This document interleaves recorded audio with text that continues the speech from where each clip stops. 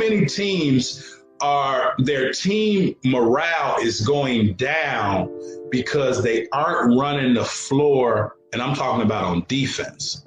So many teams are getting beat back on defense to where before they know it, they're down 8, 10, 12 points. Teams that make runs on you, generally those runs are made in transition or fast breaks. Teams don't generally make complete basketball runs in a half-court set. Teams really don't make runs strictly in a half-court set. Those runs build up momentum due to teams not getting back and running the court, running the floor on defense.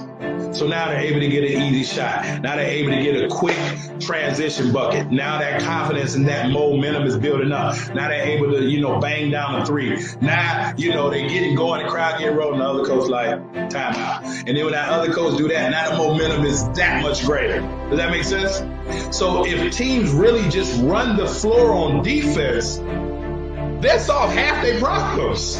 If you can get back on defense and stop a team's ability to get easy buckets, well, now that team has to think. You see how everything goes back to this? Now that team has to think. Now they have to call that play. They have to run that play. They have to try to figure it out, but they have to try to figure it out on the fly, as opposed to now they just playing off instinct and just off reaction because that momentum is building up and now they just totally charged up. So run the court, run the floor on defense.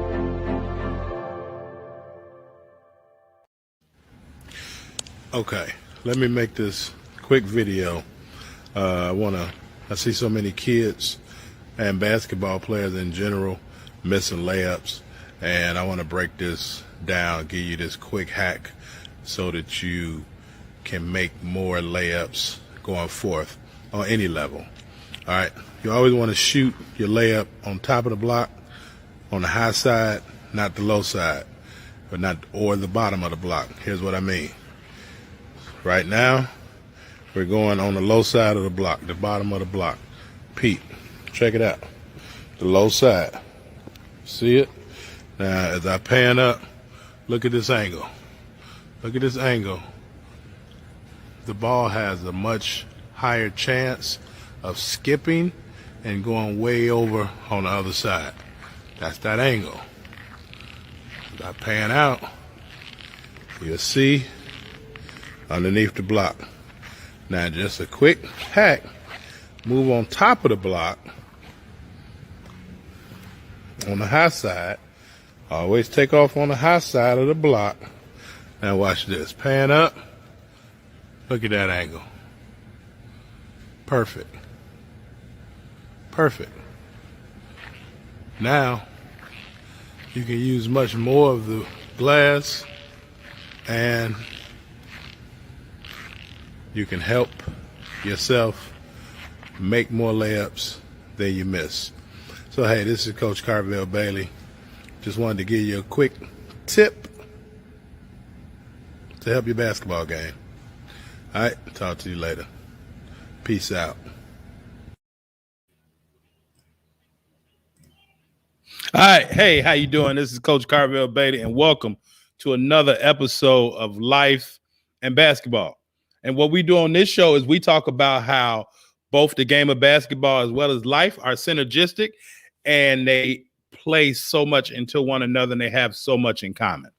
And so on this show, typically, we've interviewed athletes, coaches, officials, and former athletes, coaches, and officials, and we let them tell a story about how Little Orange basketballs have oftentimes shaped and or saved their lives. And so the show is being brought to you by Bless the Ball Skill Development Academy, where we help high school athletes get recruited, even if they're not five-star athletes. And so the show is also being brought to you by Understanding Life Through the Game of Basketball. That's my first book. And so tonight, I want to do a little something different with the show. So first thing is first, tap in. Let me know where you watching from. Let me know where you checking in from. Let me know if you're watching this on YouTube, if you're watching this on my personal page, you're watching this on my fan page, just let me know where you're checking in from. What part of the country are you checking in from? That's number one. Number two, the second thing, all right, is I want you to go subscribe to my YouTube channel, right? I want to see if I can get about 25 new subscribers today. That's at bit.ly, bit.ly/B2BSD YouTube. bit.ly B2BSD /YouTube. So today's title is called Now What, right? So we're talking about now what? Well, here in Chicago, where I am, as I speak, there are suburban teams, suburban Chicagoland teams that are finally playing basketball after a long hiatus and a long wait. And what has come across the radar is that Chicago public schools will start playing on Thursday of this particular week. So now my thing is now what, right? I want to talk to the parents because we've been in this area for close to a year now, right? We've been in this area close to a year now. Everybody has wanted to, play. Everybody wants the kids to go back to school, particularly so that they can play. But let's really talk about it. Now what? And so I'm gonna just spend a few minutes today, and I'm gonna just touch on a few points, and it's all basically from the rubric that I use to be able to help high school basketball players get recruited, even if they're not 5-star athletes, right? So I use what's called the recruitment triple threat method, right? And the recruitment triple threat method, and somebody can type it in the chat if you're taking notes, and it's for my parents tonight, right? The recruitment triple threat method is 1, attitude, 2, academics, 3, aptitude. And so we're going to break that down tonight, all in the form of now what, right? Ain't going to be no guest. I'm the guest tonight, right? Or you're also the guest watching. So first thing is first, let me just ask this question when we talk about at the bottom of the block, at the bottom of the actual triangle is attitude. And so now everybody has been talking about, or everybody has been discussing athletes' mental state. Where are athletes at mentally that they haven't been able to play, right? They haven't been in school almost a year, or it's virtual, right? They haven't been able to play. However, we do know that a lot of athletes have been playing, right? Probably haven't stopped playing since the shutdown was originally kind of lifted a little bit. So some athletes have been still in the gym with whatever coach or trainer that they have, right? However, have they had to deal with adversity? It's a different thing playing club tournaments, weekend tournaments. It's another thing when you're playing for an institution that's probably been around somewhat longer than whatever club or AAU team that they've been playing for. So now the officiating is also different, right? Parents, I'm going to walk you through it. Understand that some of these tournaments, some of these club tournaments that your athletes are playing in, and I was one of them, right? I was one of them. You may get $25 a game, and that's good. Some places you may get less. Now when they're playing for the school, you get more of a professional official. Does that make sense? So they're going to call calls or call the game in a different way than the weekend tournament. Therefore, now what's going to happen when your athlete is getting different calls, right? Seeing different officials, getting a different outlook on the game that they've been getting. And now what happens when adversity sets in, right? Where's their mind going to be? Where's their mind going to be with their mindset? How are they going to react to it? How are they going to react to other athletes around them? Especially for the seniors, everybody is looking to get their rocks off. Everybody is looking to score. Everybody is looking to shoot. Why? Because everybody is looking for that scholarship opportunity right now, right? And at most schools, if you get 12, 15 games, So they're looking at, okay, they got 12 or 15 games to earn them a scholarship and be able to graduate college debt-free, right? However, what happens now when those personalities can't gel together? What happens when that coach that they have is really only concerned with winning games, and or even if it's only 12 games, maybe 15, what if your athlete is a senior, and what if the coach is like, this season is a wash, I'm about to start getting my younger players ready? How do you deal with that? What if you're a parent of a senior and now the coach is now focused on preparing his younger athletes for next year when they can have a full season? How do you or your athlete respond to that adversity? That's the attitude that I'm talking about. That's part of the attitude that I'm talking about, regardless how good they are. And now even yourself as a parent, well, why aren't you playing my kid? Well, I'm getting ready for next year. And the coach may not say that, but what if their actions show that?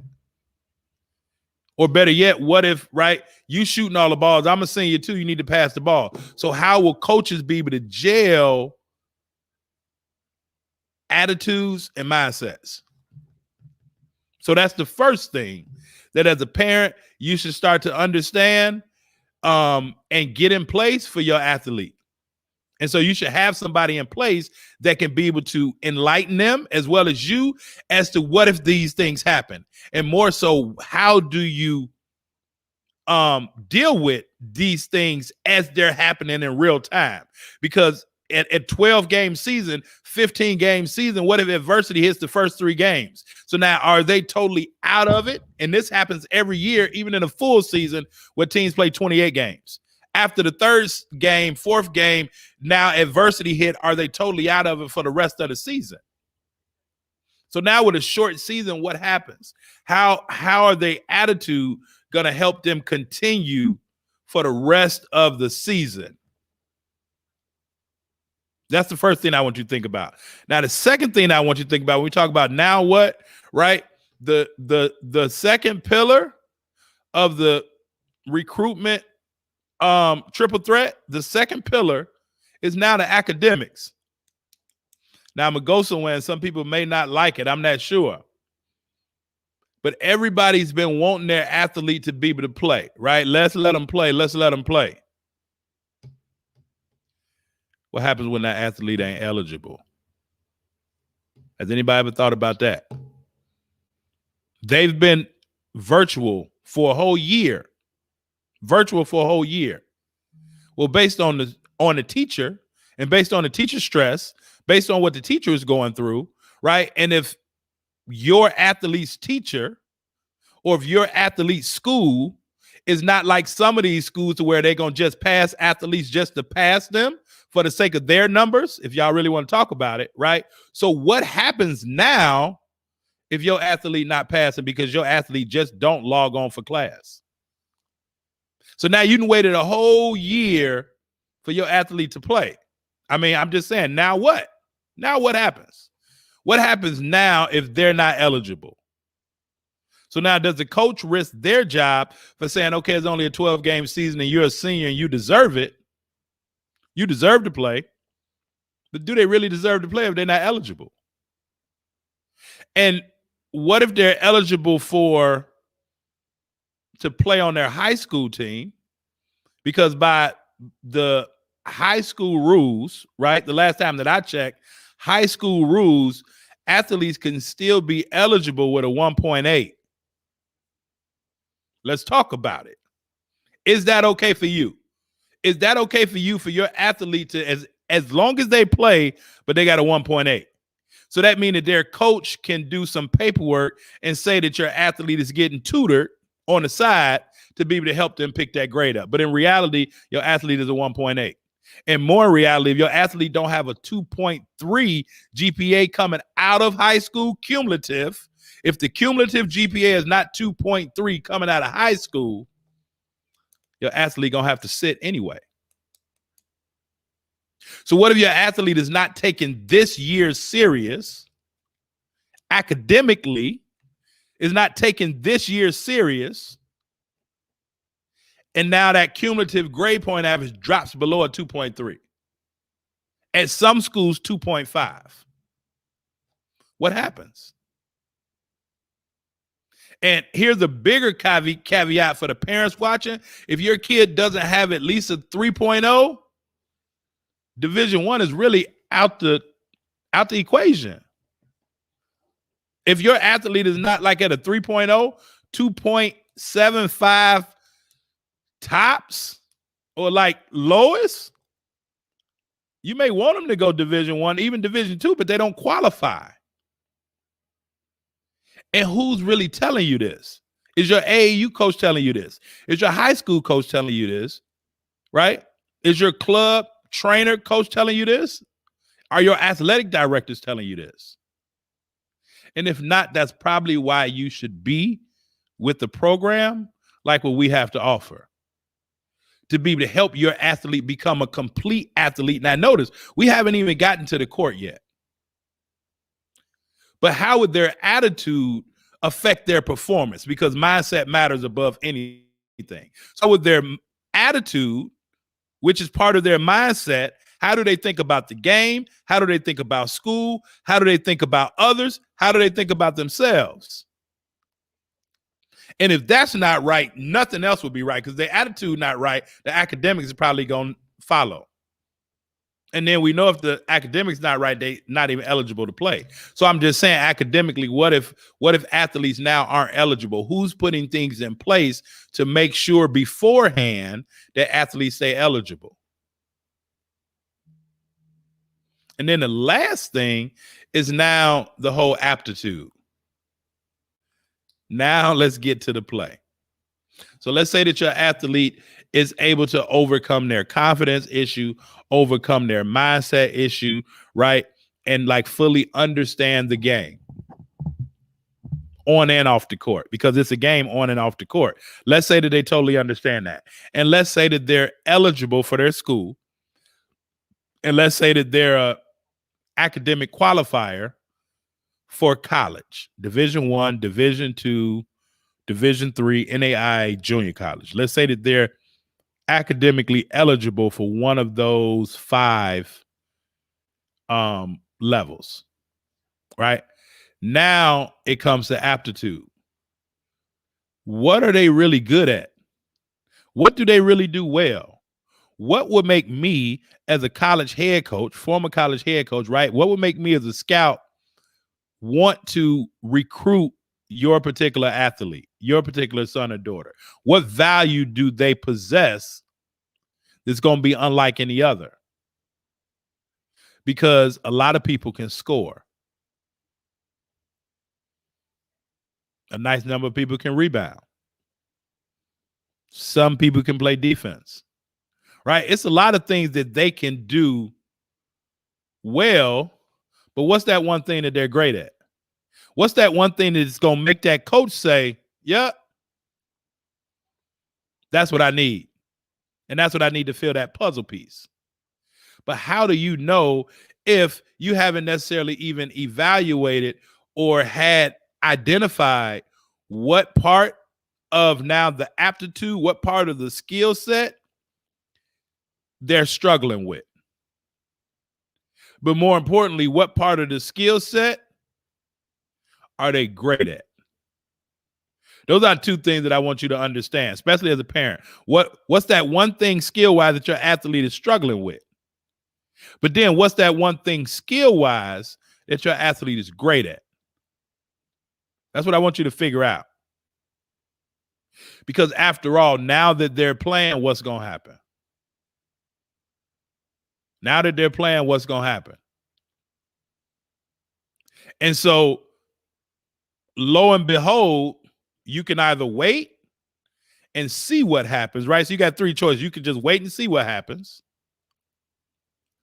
You can, know, hey, they're going to play, for the high school team, whatever, but I'm still waiting on springtime, right? I'm still waiting on the circuit to open so that they can go play for their AAU team or their club team, get on the circuit and get exposure, right? You can wait for that to happen. And like a lot of a lot of parents waited for that to happen last year, and we know what happened last summer or last spring. Yeah, some played, but it wasn't like what it was. And there are a lot of high school basketball players that aren't in college this year because they was waiting to see what was going to happen on the circuit, and the circuit never really happened. So your first choice is to just wait and let the chips fall where they may and try to figure it out along the way as it happens, right? The second step is saying, well, I'm going to just wait for the circuit. Or the third step is to say, like, I need to act now, and I really need to be able to identify a coach and someone that can enlighten not only my athlete, but myself as the parent on everything that's required to make my student athlete a complete player, as well as make my student athlete one that coaches are hunting down to get on their roster. Because after all, now that they're playing, what's going to be the excuse? See, it was a lot of excuses and valid ones in the spring. It was a lot of excuses and valid ones. Oh, well, they stopped this tournament. Oh, well, they can't get, exposure. All those. Well, now a year later, can't use the same excuses, people. We can't use the same excuses. So are they going to be the people that they need to be and the athletes that they need to be, right, outside of whatever their coaches do? Because coaches are going to have a hard time this year, especially the ones that don't understand relationships and don't understand people. They're going to have a hard time with being able to maintain all these different personalities, all of this different, for a lack of a better word, right? All of this mental anguish. Coaches are going to have a hard time with it if they don't understand people and they don't understand relationships. I'm not sure where your student athlete falls, but I would ask you to figure it out, right? Just figure it out for your athlete. Because again, it starts at the bottom. Literally, it starts at the bottom, and it's not a song. If your student athlete don't have a good attitude, if your student athlete don't have the right mindset, if that student athlete is not really confident, it may not be a lot of coaches that's going to believe in them, because really they don't believe in themselves, or they just had a wrong attitude, and it don't fit the program. And then secondly, what type of student are they going to be academically, right? Now, are they going to school or are they just getting educated? Right? So they can show up to class, right? There's some that's not showing up to class, but they're in the gym all the time. But then there's some that's going to class, right? But they're not putting forth the effort. But then you got some that's going to class, and some are treating virtual school the same way that they were treating regular school. Those are the people with the habits that understand that it's something beyond this year.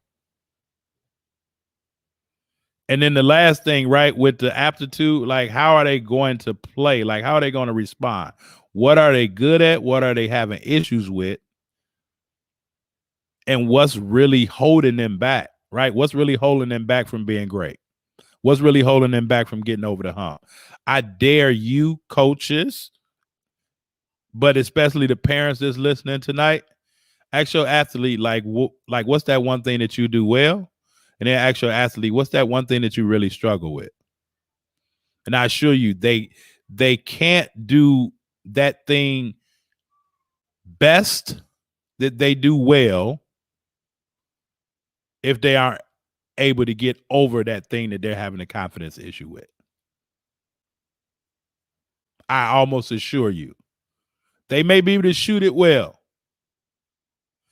but if they have a confidence issue of, let's say, contact or putting the ball on the ground, that's going to also affect their shooting.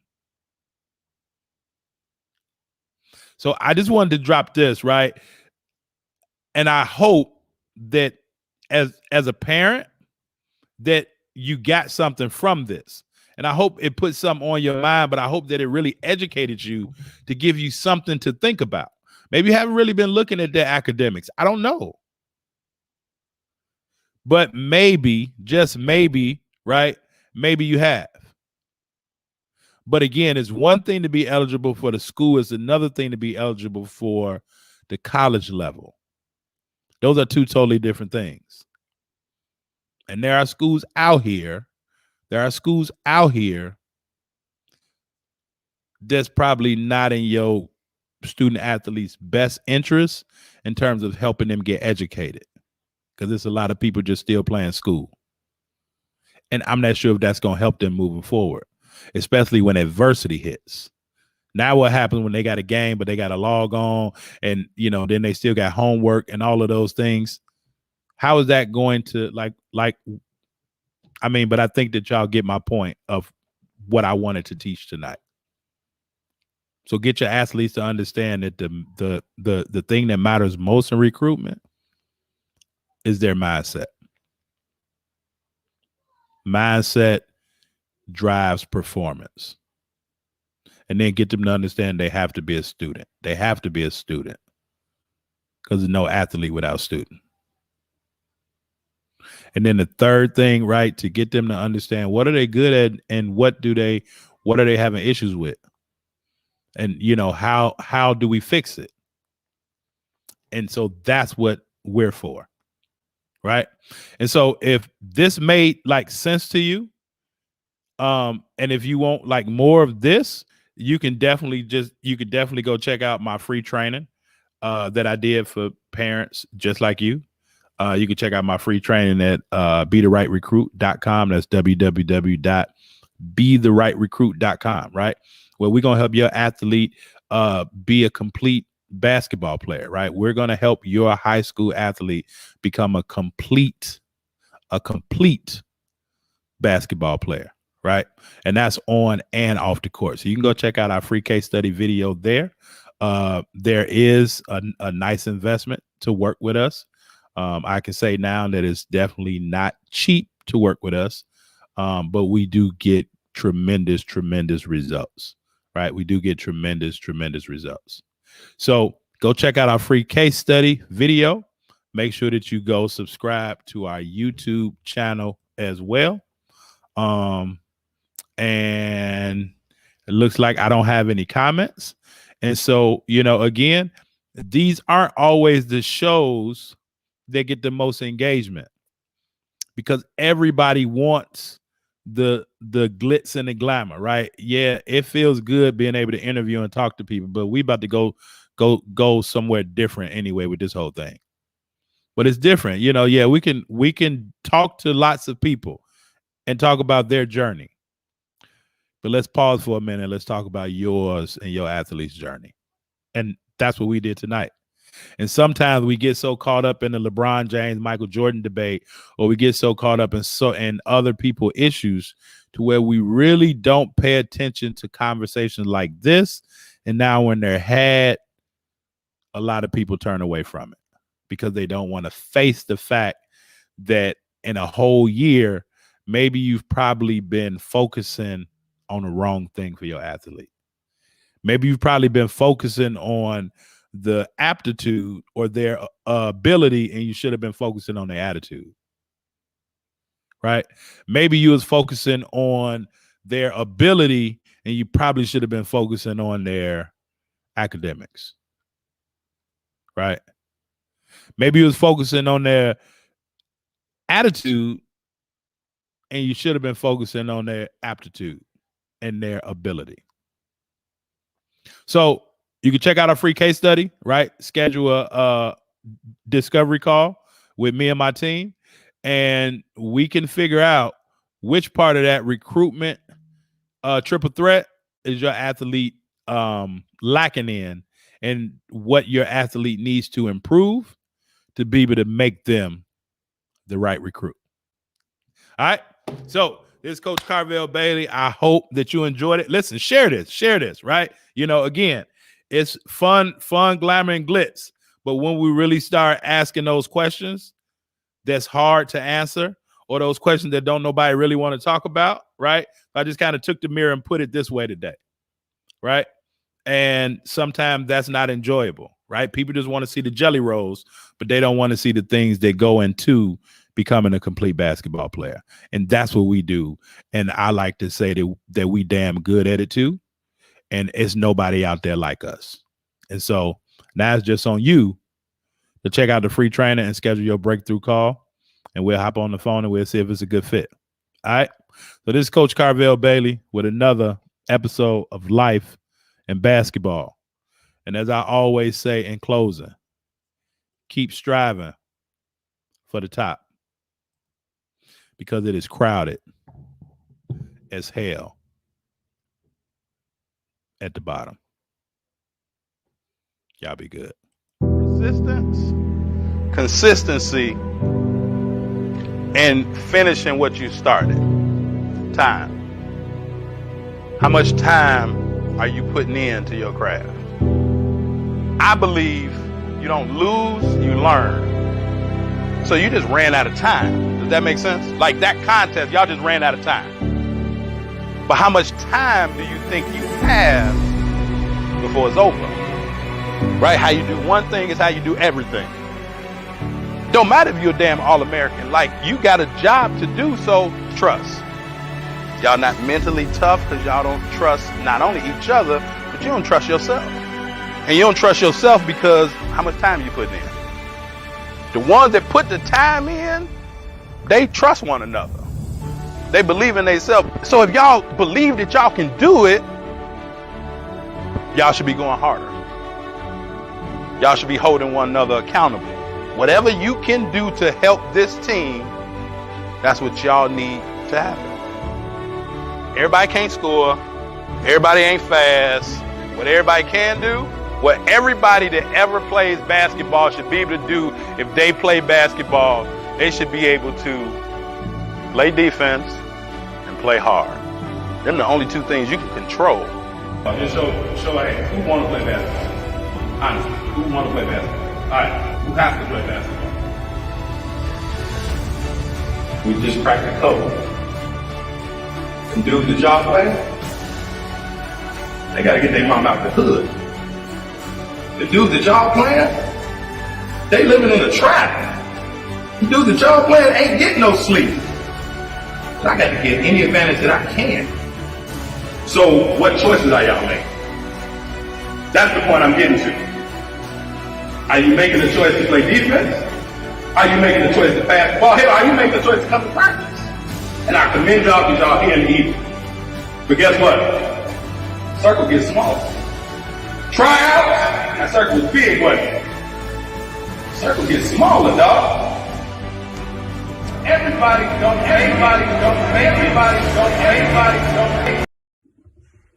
Hello everyone, my name is Malcolm Griffin.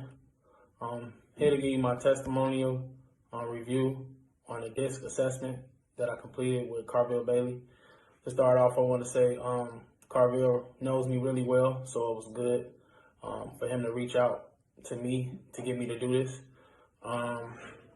Known me for more than half of my life. He was my first high school basketball coach. Really showed me a different formula to coaching and to motivate players. His technique is one of the most efficient techniques that I've witnessed as a player. And doing this assessment, I really learned a lot about myself. It really blew my mind how Carvel broke everything down for me after I did the assessment. Short 15 questionnaire that you list your the things that you more likely of being to the least. And at the end, it came out to something that I really can relate to, that I wouldn't have really seen without this assessment. So I advise everyone to take 10 minutes out your day, get the assessment done. You can really find out a lot about yourself. I think that's one of the lost, how can I say? I think it's one of the lost methods that we have of life is knowing who we are. Some people don't really know who they are. And it's not a fault to them. It's just life. And this assessment really will help you know who you are, know your strengths and weaknesses, and how you can improve. So I want to thank Coach Bailey for reaching out and presenting me with this assessment. And I pray you find out who you are soon too. Thank you.